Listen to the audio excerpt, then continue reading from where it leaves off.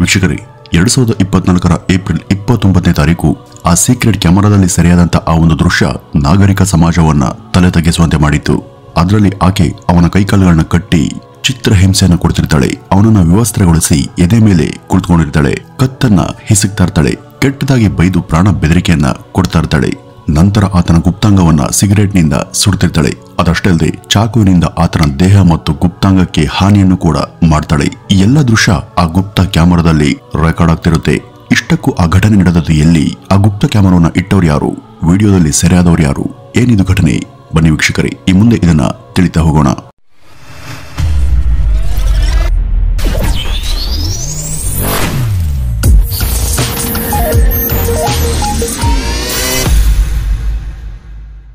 ವೀಕ್ಷಕರೇ, ಅದನ್ನ ಉತ್ತರ ಪ್ರದೇಶದ ಬಿಜನೂರ್ನ ಪೊಲೀಸ್ ಠಾಣೆಯಲ್ಲಿ ಮನ್ನಾನ್ ಜಾಯಿದ್ ಎಂಬಾತ ತನ್ನ ಪತ್ನಿ ವಿರುದ್ಧ ಒಂದು ದೂರನ್ನ ದಾಖಲಿಸ್ತಾನೆ.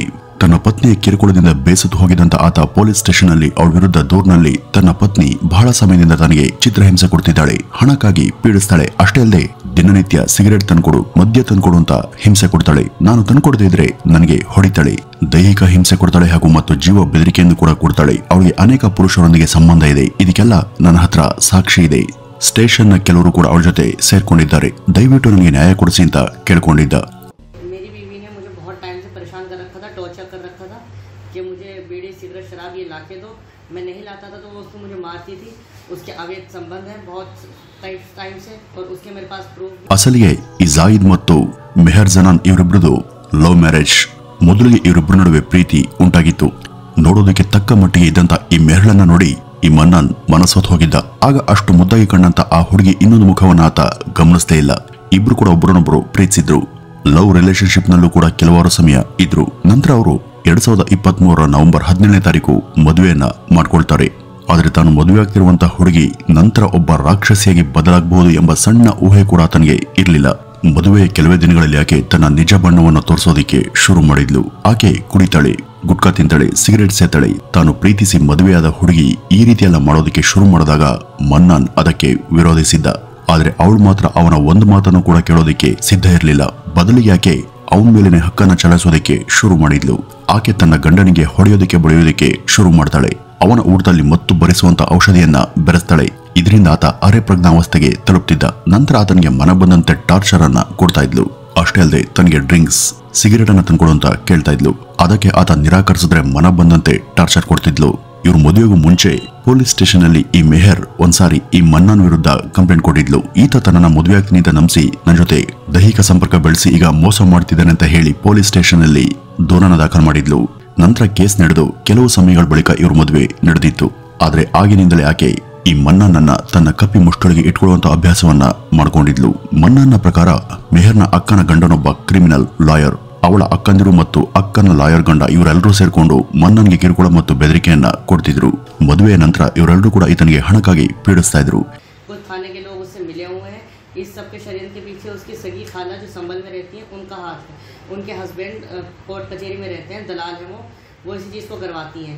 उनकी सारी बहनों ने षड्यंत्र रचा मेरे खिलाफ कि तुम्हें ऐसा ऐसा करना है. मुझसे पैसों की मांग रखी गई थी, मैंने पैसों को मना कर दिया.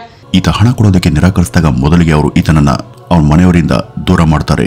ನಂತರ ಒತ್ತಾಯ ಪೂರ್ವಕವಾಗಿ ಬೇರೆ ಮಾಡೋದಕ್ಕೆ ಹೇಳ್ತಾರೆ. ನನಗೆ ನಿನ್ ಮನೇಲಿ ಇರೋದಕ್ಕೆ ಆಗೋದಿಲ್ಲ, ನೀನು ಬೇರೆ ಮನೆ ಮಾಡಬೇಕು ಅಂತ ಕಿರುಕುಳವನ್ನ ಕೊಡ್ತಾಳೆ ಈ ಮೆಹರ್. ಇದಕ್ಕೆ ಅವಳ ಅಕ್ಕಂದಿರು ಮತ್ತು ಅಕ್ಕನ ಗಂಡ ಕೂಡ ಸಹಕಾರ ಕೊಡ್ತಿದ್ರು. ಈ ಮನ್ನಾನ್ ಬೇರೆ ವಿಧಿ ಇಲ್ಲದೆ ಇದಕ್ಕೆಲ್ಲ ಒಪ್ಪಲೇಬೇಕಿತ್ತು. ಯಾಕೆಂದ್ರೆ ಅವರು ಪ್ರಾಣ ಬೆದರಿಕೆಯನ್ನ ಕೊಡ್ತಿದ್ರು. ಅದರಂತೆ ಇವರಿಬ್ರು ಒಂದು ಬಾಡಿಗೆ ಮನೆಯಲ್ಲಿ ಇರೋದಕ್ಕೆ ಶುರು ಮಾಡ್ತಾರೆ. ಇಲ್ಲಿ ಮೆಹರ್ಗೆ ಸಂಪೂರ್ಣ ಸ್ವಾತಂತ್ರ್ಯ ಇತ್ತು. ಮೊದಲೇ ಆತ ಹಣ ಕೊಡ್ತಿಲ್ಲ ಎಂಬ ಕೋಪ ಕೂಡ ಇತ್ತು. ಇಲ್ಲಿ ಆಕೆ ಮನ್ನಾನ್ಗೆ ಬೇಕಾಬಿಟ್ಟಿಯಾಗಿ ಹಿಂಸೆ ಕೊಡೋದಕ್ಕೆ ಶುರು ಮಾಡ್ತಾಳೆ. ಇದೆಲ್ಲದರಿಂದ ಬಹಳವಾಗಿ ರೋಸ್ ಹೋಗಿದಂತ ಮನ್ನಾನ್ ಎಷ್ಟೋ ಬಾರಿ ಪೊಲೀಸ್ ಕಂಪ್ಲೇಂಟ್ ಅನ್ನು ಕೂಡ ಕೊಟ್ಟು ಆಕೆಗೆ ಬುದ್ಧಿ ಹೇಳಿ ಅಂತ ಕೇಳ್ಕೊಂಡಿದ್ದ. ಆದ್ರೆ ಆಕೆ ನೀನು ಕಂಪ್ಲೇಂಟ್ ಆದ್ರೂ ಕೂಡ ಏನಾದ್ರೂ ಮಾಡ್ಕೋ, ನಂಗೆ ಯಾರು ಕೂಡ ಏನು ಮಾಡೋದಕ್ಕೆ ಆಗೋದಿಲ್ಲ ಅಂತ ಆತನ್ಗೆ ಆವಾಜ್ ಹಾಕ್ತಿದ್ಲು. ಅದಷ್ಟೇ ಅಲ್ಲದೆ ನಾನು ನಿನ್ ಮೇಲೇನೆ ಒಂದು ಸುಳ್ಳು ಕಂಪ್ಲೇಂಟ್ ಅನ್ನ ಹಾಕಿ ಒಳಗಡೆ ಕಳಿಸ್ತೀನಿ ಅಂತ ಹೆದರಿಸ್ತಾ ಇದ್ಲು. ಇಷ್ಟವಾದಂತ ಹುಡುಗಿಯೊಬ್ಳು ಪ್ರೀತಿಸಿ ಮದುವೆಯಾಗಿ ಮದುವೆ ನಂತರ ಇದ್ದಕ್ಕಿದ್ದ ಹಾಗೆ ಆಕೆ ಸಂಪೂರ್ಣವಾಗಿ ಬದಲಾಗಿ ಒಂದು ರಾಕ್ಷಸಿಯ ರೂಪ ಪಡೆದು ಕುಡಿತ, ಸಿಗರೆಟ್ ಮಾತ್ರವಲ್ಲದೆ ಪರಪುರುಷರ ಸಂಬಂಧವನ್ನು ಕೂಡ ಬೆಳೆಸಿದ್ದಾಳೆ ಅಂತ ಒಬ್ಬ ಗಂಡನಿಗೆ ಗೊತ್ತಾದರೆ ಆತನ ಪರಿಸ್ಥಿತಿ ಹೇಗಾಗಬೇಡ. ಇಲ್ಲಿ ಮನ್ನಾನ ಪರಿಸ್ಥಿತಿ ಕೂಡ ಅದೇ ಆಗಿತ್ತು.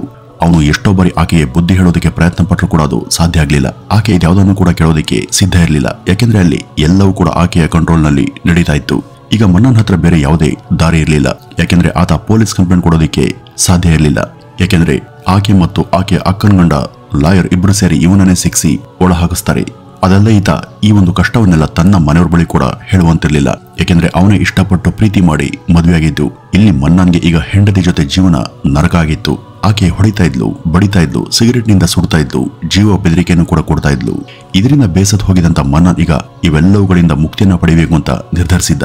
ಹೀಗಾಗಿ 2024 ಏಪ್ರಿಲ್ 29ನೇ ತಾರೀಕು ತನ್ನ ಮನೆಯಲ್ಲಿ ಒಂದು ಗುಪ್ತ ಕ್ಯಾಮರಾವನ್ನ ಅಳವಡಿಸ್ತಾನೆ. ಇದರಿಂದ ಅವಳ ಎಲ್ಲಾ ಕುಕೃತ್ಯ ಆ ಒಂದು ಕ್ಯಾಮರಾದಲ್ಲಿ ಸೆರೆಯಾಗ್ಲಿ ಅಂತ ಆತ ಆ ರೀತಿ ಮಾಡಿದ್ದ. ಆ ದಿನ ಹಾಗೇನೆ ನಡೆಯುತ್ತೆ ಕೂಡ. ಅವತ್ತು ಮೆಹರ್ ಜಹಾನ್ ಮೊದಲು ಮನ್ನಾನ್ಗೆ ಹಾಲು ಕೊಡಿಸ್ತಾಳೆ. ಆಕೆ ಹಾಲ್ನಲ್ಲಿ ಮತ್ತನ ಬರುವಂತ ಪದಾರ್ಥವನ್ನ ಸೇರಿಸಿರ್ತಾಳೆ. ಅದರಿಂದ ಆತ ಅರೆ ಪ್ರಜ್ಞಾವಂತ ಸ್ಥಿತಿಗೆ ತಲುಪ್ತಾನೆ. ನಂತರ ಆತನ ಕೈಕಾಲುಗಳನ್ನ ಮಂಚಕ್ಕೆ ಕಟ್ ಹಾಕ್ತಾಳೆ. ಇದೆಲ್ಲವೂ ಕೂಡ ಗುಪ್ತ ಕ್ಯಾಮರಾದಲ್ಲಿ ರೆಕಾರ್ಡ್ ಆಗ್ತಿರುತ್ತೆ. ನಂತರ ಆತನ ಎದೆ ಮೇಲೆ ಕುಳಿತುಕೊಳ್ತಾಳೆ. ಕತ್ತನ್ನ ಹಿಸುಕ್ತಾಳೆ, ಕೆನ್ನೆಗೆ ಬಾರಿಸ್ತಾಳೆ, ಚಿತ್ರಹಿಂಸೆ ಕೊಡೋದಕ್ಕೆ ಶುರು ಮಾಡ್ತಾಳೆ. ಕೈಯಲ್ಲಿ ಚಾಕುವನ್ನು ಹಿಡಿದು ಆತನ ಗುಪ್ತಾಂಗವನ್ನು ಕತ್ತರಿಸೋದಾಗಿ ಬೆದರಿಸ್ತಾಳೆ. ಆತನ ಗುಪ್ತಾಂಗವನ್ನು ಸಿಗರೆಟ್ನಿಂದ ಸುಡ್ತಾಳೆ. ಅದಲ್ಲದೆ ಚಾಕುವಿನಿಂದ ತಿವಿದು ಆತನಿಗೆ ಅಲ್ಲಲ್ಲಿ ಹಲ್ಲೆ ಮಾಡ್ತಾಳೆ. मेरी बीवी ने मुझे अलग किराए पे ले जाकर मुझे टॉर्चर करना शुरू कर दिया, जो कि उनने 29 तारीख की घटना में, जो कि गुप्त कैमरे में रिकॉर्ड हो गई है और वो सब पे है और उसका प्रूफ सारे एविडेंस मेरे पास है. थाने के लोग इससे मिले हुए हैं, जो कि उसका भी प्रूफ है. ಕ್ಯಾಮರಾದಲ್ಲಿ ಸೆರೆಯಾಗಿದ್ದಂತ ಈ ಎಲ್ಲ ದೃಶ್ಯಗಳನ್ನ ಮೊದಲಿಗೆ ನೋಡಿದಂತ ಪೊಲೀಸರು ನಿಜಕ್ಕೂ ಬೆಚ್ಚಿ ಬಿದ್ದಿದ್ರು. ಈ ಒಂದು ವಿಡಿಯೋ ವೈರಲ್ ಆಗ್ತಿದ್ದಾಗೇನೆ ಅಕ್ಕಪಕ್ಕದ ಜನರು ಕೂಡ ಇದನ್ನ ನೋಡಿ ಭಾರಿ ಶಾಕ್ಗೆ ಒಳಗಾಗಿದ್ರು. ಅಷ್ಟು ಅಮಾಯಕರಂತೆ ಕಾಣ್ತಿದ್ದಂತ ಆ ಹುಡುಗಿಯ ನಿಜ ಬಣ್ಣ ಕಂಡು ಎಲ್ಲರೂ ಕೂಡ ಆಶ್ಚರ್ಯದಿಂದ ಮೂಗಿನ ಮೇಲೆ ಬೆರಳಿಟ್ಟಿದ್ರು. ಈ ಮನ್ನನ್ನ ಪ್ರಕಾರ ಮೆಹರ್ ಮತ್ತು ಅವಳ ಅಕ್ಕಂದಿರು ತನ್ನನ್ನ ಒಂದು ಕೈಗೊಂಬೆಯಂತೆ ಯೂಸ್ ಮಾಡ್ಕೊಳ್ತಿದ್ರು. ಆಕೆಗೆ ಸಿಗರೆಟ್ ಕುಡಿತದ ಜೊತೆಗೆ ಪರಪುರುಷರ ಸಹವಾಸ ಕೂಡ ಇತ್ತು. ಅಷ್ಟೇ ಅಲ್ಲದೆ ಮದುವೆಗೆ 2-3 ವರ್ಷಗಳ ಮುಂಚಿನಿಂದ ಆಕೆಗೆ ಇನ್ಫೆಕ್ಷನ್ ಇದೆ. ಇದು ವಿವೇಕಾನಂದ ಹಾಸ್ಪಿಟಲ್ನಲ್ಲಿ ಮಾಡಿದಂತಹ ಅಲ್ಟ್ರಾಸೌಂಡ್ ಮತ್ತು ಯೂರಿನ್ ಟೆಸ್ಟ್ ರಿಪೋರ್ಟ್ನಿಂದ ಗೊತ್ತಾಯ್ತು ಅಂತ ಆತ ಹೇಳಿದ್ದ. तकरीबन शादी से 2-3 साल पहले से वर्जाइनल इन्फेक्शन है, जो कि विवेकानंद हॉस्पिटल पर रिपोर्ट कराई गई थी. उसमें उन्हें वर्जाइनल इन्फेक्शन आया था. उसके अल्ट्रासाउंड में भी और यूरिन में भी दोनों चीज़ों में बहुत इन्फेक्शन आया था. ಇದೆಲ್ಲವೂ ಕೂಡ ಕುಡಿತ ಮತ್ತು ಪರಪುರುಷರ ಸಂಬಂಧದಿಂದ ಬಂದಿರಬಹುದು ಅಂತ ಈ ಮನ್ನನ್ನ ವಾದ. ವೀಕ್ಷಕರೇ, ಸಾಮಾನ್ಯವಾಗಿ ನಾವು ವರದಕ್ಷಿಣೆಗಾಗಿ ಹುಡುಗನ ಮನೆಯವರು ಹುಡುಗಿಗೆ ಹೊಡೆಯೋದು, ಬಡಿಯೋದು ಮಾಡಿರುವಂತ ಕೇಸ್ಗಳನ್ನ ನೋಡಿರ್ತೀವಿ. ರಾಕ್ಷಸನಂತ ಗಂಡ ನಿರ್ದಾಕ್ಷಿಣ್ಯವಾಗಿ ಹೆಂಡತಿಗೆ ಹೊಡೆದಂತ ಕೇಸ್, ಸೊಸೆ ಮೇಲೆ ಅತ್ತೆ ಮನೆಯವರ ಕಿರುಕುಳದ ಕೇಸ್, ಇವುಗಳನ್ನೆಲ್ಲವೂ ಕೂಡ ನಾವು ನಿತ್ಯ ನೋಡ್ತೀವಿ. ಆದ್ರೆ ಈ ಕೇಸ್ ಮಾತ್ರ ತುಂಬಾನೇ ವಿಭಿನ್ನ. ಈ ಒಂದು ಕೇಸ್ನಲ್ಲಿ ಹುಡುಗನ ಬಳಿ ತಕ್ಕ ಸಾಕ್ಷಿಗಳು ಇದ್ದಿದ್ದಕ್ಕೆ ಮಾತ್ರ ಆತನನ್ನ ಇತರರು ನಂಬಿದ್ರು. ಇಲ್ಲದಿದ್ರೆ ಇಂಥ ಕೇಸ್ಗಳಲ್ಲಿ ಹುಡುಗರ ಮಾತನ್ನ ಯಾರು ಕೇಳೋದಿಲ್ಲ. ನಮ್ಮ ದೇಶದಲ್ಲಿ ಹುಡುಗಿಯರ ಪರ ಅನೇಕ ಕಾನೂನುಗಳಿವೆ. ಆದ್ರೆ ಹಲವಾರು ಸಂದರ್ಭಗಳಲ್ಲಿ ಹುಡುಗರು ಕೂಡ ಇಂಥ ಸಮಸ್ಯೆಗೆ ಸಿಕ್ಕಾಕೊಳ್ತಾರೆ. ಆದ್ರೆ ಅವರ ಪರ ಯಾವುದೇ ಸರಿಯಾದ ಕಾನೂನುಗಳು ಇಲ್ಲದೆ ಇರೋ ಕಾರಣ ಯಾರು ಕೂಡ ಅವರನ್ನ ಕೇಳೋದಿಲ್ಲ. ಹುಡುಗಿ ಪ್ರೀತಿಯನ್ನ ಮಾಡುವಾಗ ಹುಡುಗನನ್ನ ತುಂಬಾ ಎಚ್ಚರಿಕೆಯಿಂದ ಆಯ್ಕೆ ಮಾಡ್ಕೊಳ್ಬೇಕು ಅಂತ ಎಲ್ಲರೂ ಹೇಳ್ತಾರೆ. ಅದೇ ರೀತಿ ಹುಡುಗರು ಕೂಡ ಅಷ್ಟೇ ಎಚ್ಚರಿಕೆಯಿಂದ ಹುಡುಗಿಯನ್ನ ಆಯ್ಕೆ ಮಾಡ್ಕೋಬೇಕಾದದ್ದು ಈಗಿನ ಕಾಲದಲ್ಲಿ ಅನಿವಾರ್ಯವಾಗಿದೆ. ವೀಕ್ಷಕರೇ, ಇದ್ರ ಬಗ್ಗೆ ನೀವೇನ್ ಹೇಳ್ತೀರಾ?